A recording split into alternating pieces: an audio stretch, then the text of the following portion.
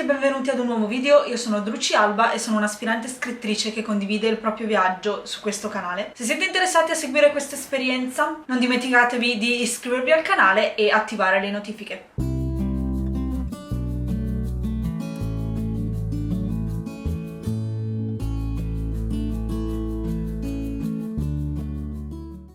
L'argomento del video di oggi è la procrastinazione. La procrastinazione è il nemico della produttività e ha diverse origini, come ad esempio insicurezza, paura del giudizio altrui, paura di non avere successo, sindrome dell'impostore o perfezionismo. Nonostante a mio parere dovremmo tutti cercare di identificare perché noi come singolo individuo procrastiniamo, in modo da poter meglio risolvere questo problema, nel corso degli anni sono comunque riuscita ad identificare alcune strategie che funzionano per me e che penso possano funzionare anche per altre persone.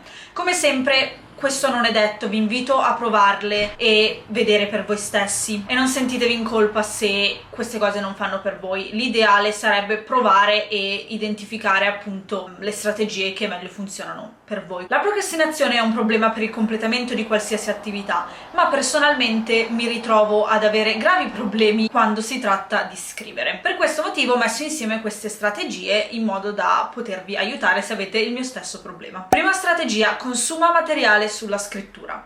Con materiale intendo podcast, video su YouTube, articoli su Medium o articoli in generale, qualsiasi cosa che parli di scrittura. Ho scoperto quanto questo sia importante per me quando ho scoperto AuthorTube, che è quella piccola nicchia di YouTube dove persone come me, aspiranti autori o persone che sono già autori, si riuniscono per parlare di scrittura e condividere il proprio viaggio. E quando ho scoperto AuthorTube ho iniziato a seguire diverse persone, a guardare i loro video e mi sono trovata molto ispirata e più produttiva. Ed eventualmente la cosa ha funzionato così bene che ho aperto questo canale per fare la stessa cosa, e anche questo ovviamente mi ha motivato, perché l'idea di condividere quello che sto facendo con altre persone, con altri scrittori o lettori, mi invoglia a scrivere, mi sprona e mi aiuta a non procrastinare, perché so che l'iscritta a questo canale, chi mi segue su Instagram, si aspetta degli aggiornamenti con dei progressi e quindi questo mi spinge, diciamo, ad andare avanti. Per questo motivo di solito quando so di dover scrivere mi prendo qualche minuto prima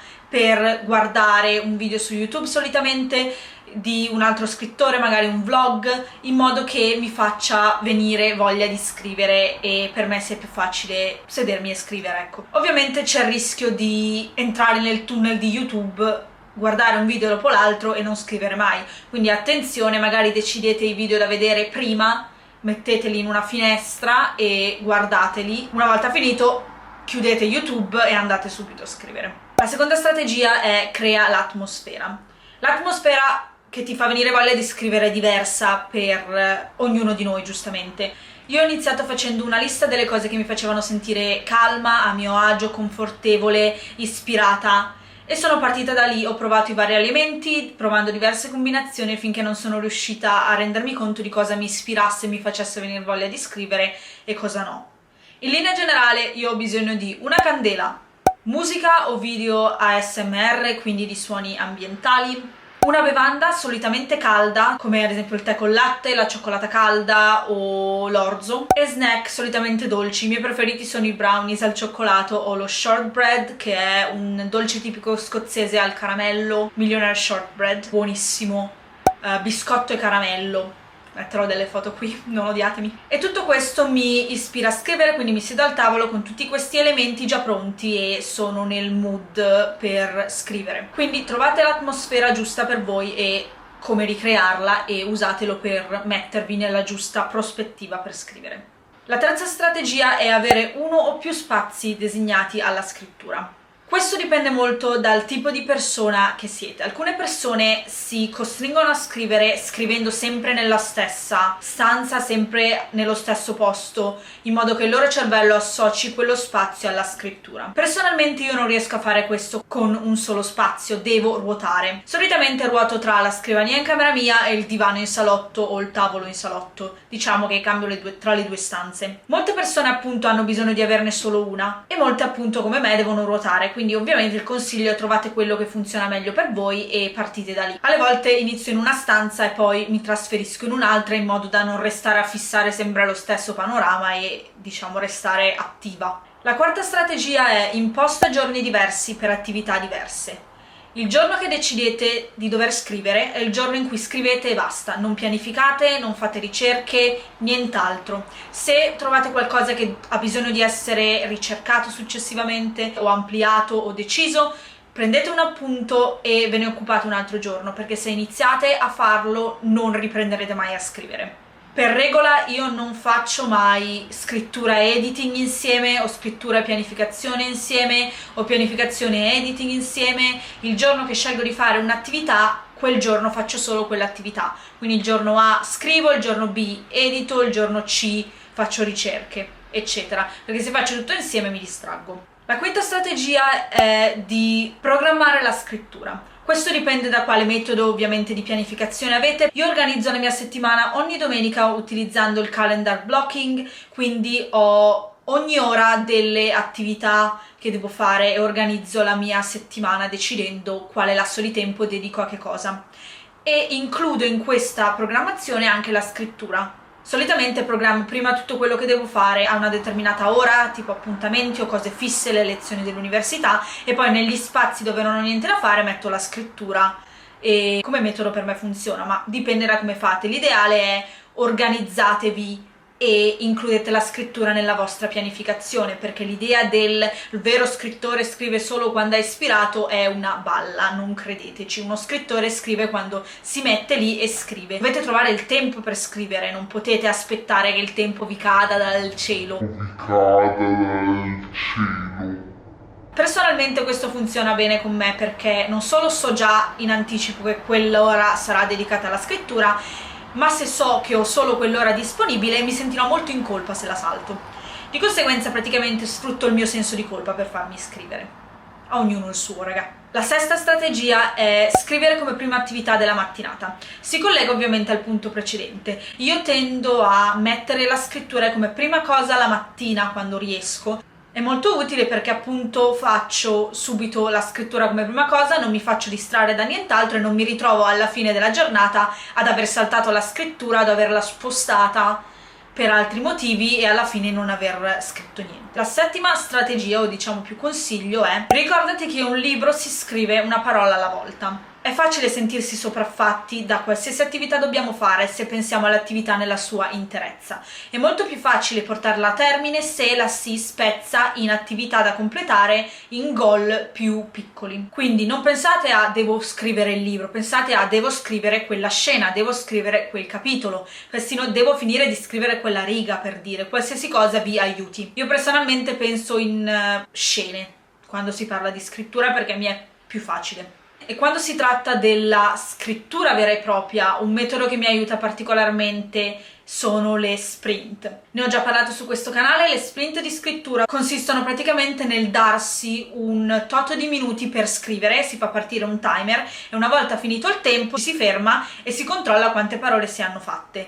Si può avere dei goal di tempo, tipo voglio scrivere 20 minuti tutti i giorni e quindi metti il timer, oppure si può avere un goal di parole e tempo. Praticamente sfidi te stesso, ad esempio voglio scrivere 150 parole in 15 minuti, fai partire il timer e poi conti le parole e vedi com'è andata. E sono molto utili perché non ti rendi conto di quanto stai scrivendo, perché scrivi per esempio di 20 minuti in 20 minuti, quindi fai una sprint di 20 minuti, poi fai una pausa, fai qualcos'altro, ti siedi giù, ne fai un'altra da 20, e se fai così lungo tutto il corso della giornata o lungo tutto il corso delle ore che vuoi dedicare alla scrittura, ti ritrovi poi alla fine a sommare tutte queste singole sprint e ad avere un buon numero di parole e non te ne sei neanche accorta. È più facile pensare scriverò per 15 minuti di fila piuttosto che devo scrivere per 2 ore di fila e poi ho da fare altre robe, quindi devo per forza scrivere in queste 2 ore. È molto più facile appunto se si spezzetta.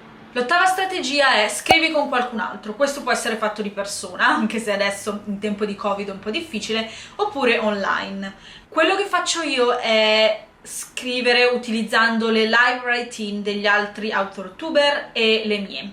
Una live write-in è una live su YouTube in cui ci si trova e si fanno appunto sprint di scrittura tutte insieme e si scrive, e durante le pause si chiacchiera e poi si fa un'altra sprint e così via.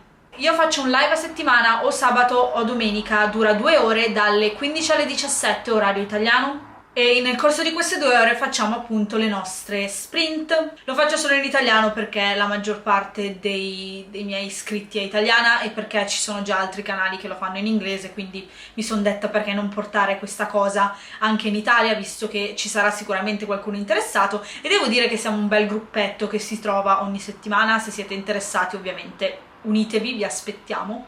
È aperto a tutti. Queste live routine sono molto utili per appunto scrivere in compagnia, confrontarsi, spronarsi a vicenda e in generale avere un appuntamento fisso in cui già sai ogni settimana che o scrivi praticamente.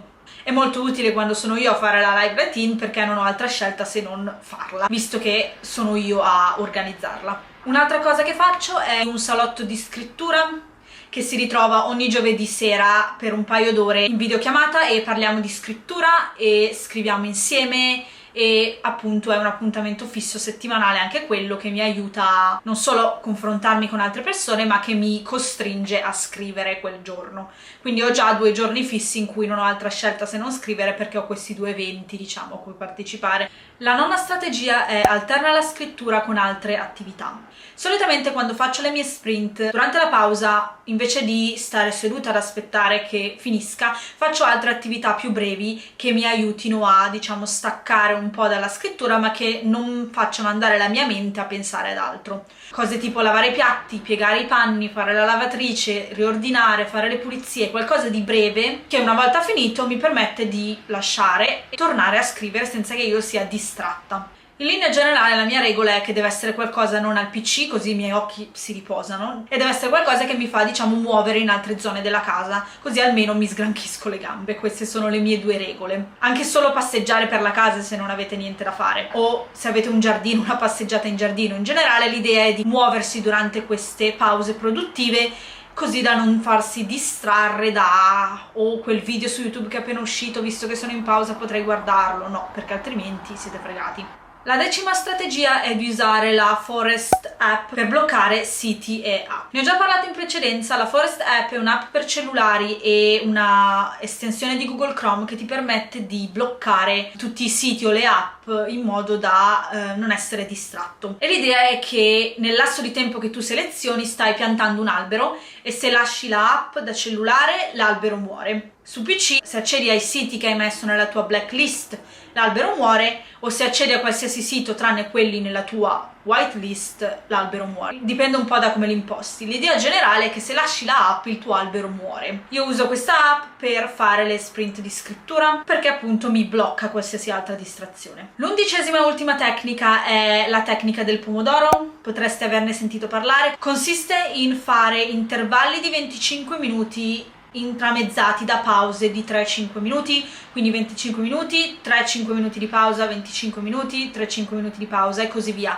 Una volta completati 4 blocchi da 25 si può fare una pausa più lunga e poi si riprende, così si va avanti. Di nuovo uso la Forest app per questo, ma si può usare un qualsiasi timer. L'idea sarebbe che concentrarsi 25 minuti alla volta aiuta a essere più produttivi, e devo dire che personalmente la uso per qualsiasi attività che debba fare ed è molto utile. E con quest'ultimo punto terminiamo il video di oggi. Spero che le strategie vi saranno utili. Fatemi sapere nei commenti se avete altre strategie da suggerirmi, come vi siete trovati con queste e in generale se avete domande.